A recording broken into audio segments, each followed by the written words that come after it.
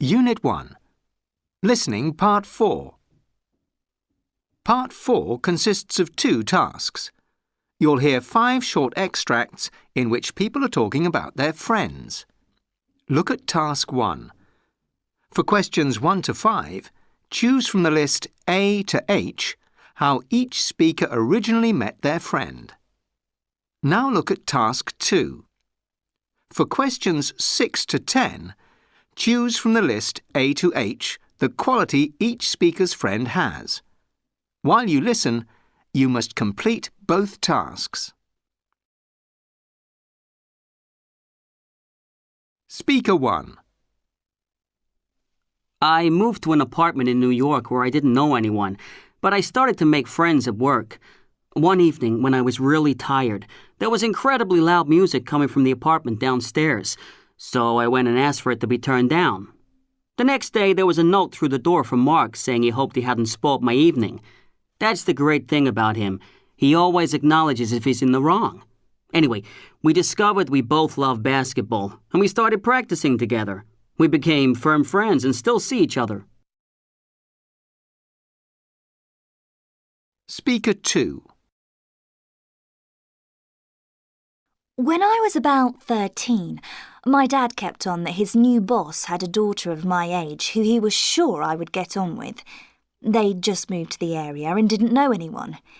He hadn't even met the daughter, and of course when we did get together, we didn't get along. I was quite reserved and Alessia was full of herself.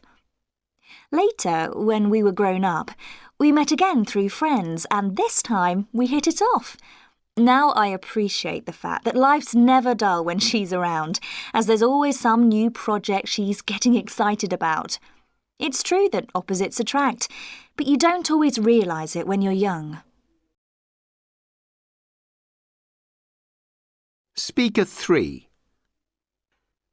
I sometimes wonder where I'd be without Johnny, who always seems to be around to cheer me up when there's a crisis. He doesn't say much, and he doesn't want to hear anyone's problems, but nothing ever seems to get him down, and that's a great bonus in a friend. It was always like that.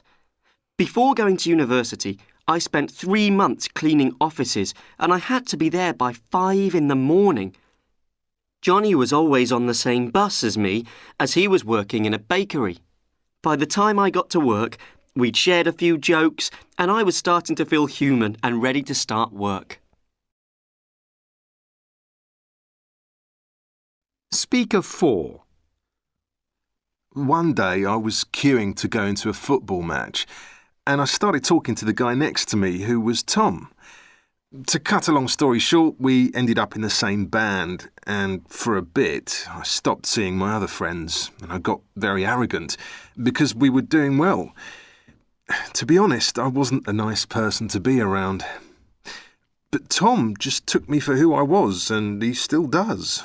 He doesn't feel the right to tell other people how to live their lives, unlike some other people who think only their way is best.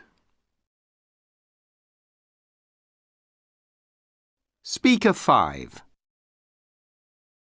I've got myself into deep trouble sometimes because I do love to gossip. I can't stop myself. Most other people can't bear to keep things to themselves either, but Anna is different. If you do tell her something personal that you don't want spread around, you know it won't go any further. She lives very near me now, but she used to live in Japan. I went there a few years ago, and my friend arranged for me to stay with Anna, who she'd met at university.